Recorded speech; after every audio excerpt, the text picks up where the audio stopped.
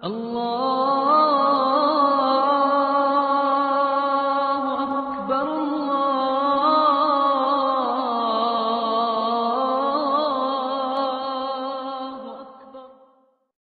میری خوش قسمتی کہ میں حضور کا امت ہوں. ساری زندگی اس کا شکریہ ادا کرتا رہوں تو حق شکر ادا نہ کروں. ہم حضور کی امتی، نبی انتظار کرتے رہے، نبی منتظر رہے. حضرت خلیل اللہ کی بارگاہ میں پکار رہے ہیں، ربنا وابعث فیہم رسولا، مالک رسول بھیج دے. کوئی کہتا ہے لیسا بفظ ولا بغلظ، وہ ترشرو نہیں ہوگا، سخت مزاج نہیں ہوگا، ماتھے پہ شکنے لانے والا نہیں ہوگا، وہ پیار بانٹنے والا ہوگا. بس وہ آیا جا رہا ہے. حضرت عیسیٰ نے تو نام بھی بتا دیا نا، مبشرا برسول یاتی من بعد اسمہ احمد. لوگوں میں جا رہا ہوں، چلو نام بھی بتا دیتا ہوں، میرے بعد جو آنے والا اس کا نام احمد ہوگا. نبی انتظار کرتے رہے، 12 نبیوں نے انتظار کیا حضور کی امت میں ہونے کے لیے، تمنا کی. نستورا راہب انتظار کرتا رہا، بحیرہ راہب انتظار کرتا رہا. شب ہجر کی سختیاں کوئی اس سے جا کے پوچھے، تیری راہ تکتے تکتے جسے صبح ہو گئی. زندگیاں گزار دی انہوں نے. سلمان فارسی کی کہانی سن لو. مجوسی کے بیٹے تھے، حق کی طلب میں نکلے، باپ نے گھر سے نکال دیا.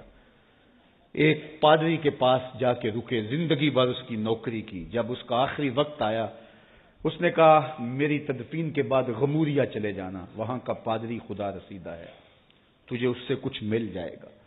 کہتے میں وہاں سے غموریا آ گیا. پھر اس پادری کی ساری زندگی خدمت کی. جب وہ مرنے لگا تو اس نے کہا کوئی ایسا شخص نہیں ہے جس کے پاس اب میں تجھے بھیجوں، لیکن نبی آخر الزمان کے ظہور کے لمحے آ گئے ہیں. تو یہاں سے یثرب چلا جا، وہ اس نبی کی ہجرت گاہ ہوگی، تیری زندگی سنور جائے گی. تو نے بڑی محنت کی ہے، بڑی نوکری کی ہے میری. کہتے میں نے اس کو کہا کہیں ایسا نہ ہو میں دھوکہ کھا جو مجھے کوئی نشانی بتا دے. اس نے کہا 3 نشانیاں ہیں. ایک صدقہ نہیں لے گا، دوسرا ہدیہ رد نہیں کرے گا، تیسرا 2 کندھوں کے درمیان مہر نبوت ہو. کہتے ہیں میں نے اس کی تدفین کی. یثرب کی جانب جاتے ہوئے ایک قافلے میں شامل ہو گیا. انہوں نے مجھے پکڑ کے اپنا غلام بنا لیا، لیکن میرے پہ مہربانی یہ کی کہ مجھے بیچا جا کے مدینے میں. ایک یہودی نے مجھے خرید لیا. میں اس کے باغ میں گوڈی کرتا تھا، کام کرتا تھا، کھجوریں توڑتا تھا، لیکن میں انتظار میں تھا کہ کبھی وہ نبی آخر الزمان آئے تو مجھے دید ہو. کبھی عرش پر، کبھی فرش پر، کبھی ان کے در، کبھی در بدر. غم عاشقی تیرا شکریہ، میں کہاں کہاں سے گزر گیا.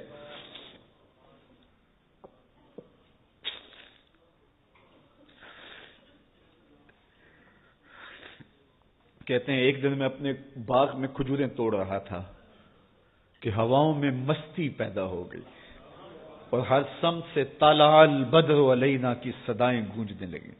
میں سمجھ گیا کہ وہ لمحے آ گئے. میں نے چھلانگ لگا دی اور دوڑ پڑا. میرے آقا نے سمجھا شاید غلام بھاگ گیا، اس نے دوڑ کے مجھے پکڑ لیا. میں نے اس کو کہا کہ میں نوکر تیرا ہی ہوں، لیکن دل نوکر کسی اور کا ہے. میں بھاگوں گا نہیں، مجھے جانے دے. میں کچھ کھجوریں لے گیا تھا صدقے کی نیت سے، جا کے حضور کو پیش کی. آقا کریم نے فرمایا ہم نبی صدقہ نہیں لیتے. کہتے ہیں نشانی ایک پوری ہو گئی. کہتے ہیں کہ میں کچھ دنوں کے بعد اور کھجوریں لے گیا اور میری نیت ہدیہ کی تھی. میں نے پیش کی، حضور نے قبول فرما لی.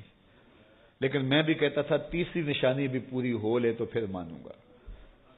اور وہ کیا تھی؟ 2 کندھوں کے درمیان مہر نبوت.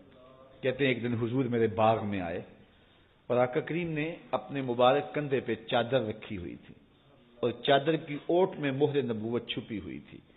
اور میں پیچھے ہو کے دیکھتا تھا اور میری آرزو یہ تھی کہ کوئی تیز جھونکا ہوا کا آئے اور چادر ہٹ جائے اور میں مہر نبوت کی زیارت کر لوں. حضور میرے ارادہ قلب سے آگاہ ہوئے. فَأَلْقَى إِلَيَّ رِدَاءَهُ، حضور نے چادر اتار کے میری جانب پھینکی اور پھر ایسے رخ کر کے فرمایا انظر الی ما امرت بہ. اس پادری نے جو بتایا تھا دیکھ لے آ کے. تو کہا میں نے دیکھا کہ حضور کے رخ کے درمیان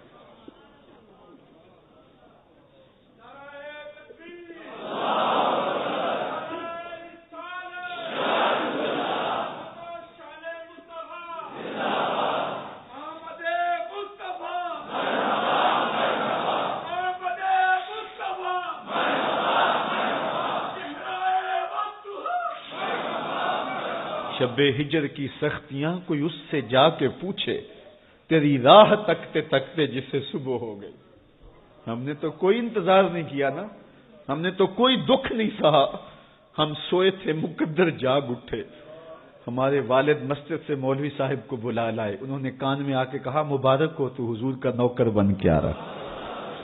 میرے والد گرامی ایک شعر جھوم کے پڑھا کرتے تھے، محمد جانے جانا ہے پیغمبر ہو تو ایسا ہو، رسولوں کی بشارت سے مبشر ہو تو ایسا ہو، امر توقیر کا سب کو موکر ہو تو ایسا ہو، کیا ہم کو غلام ان کا مقدر ہو تو ایسا ہو۔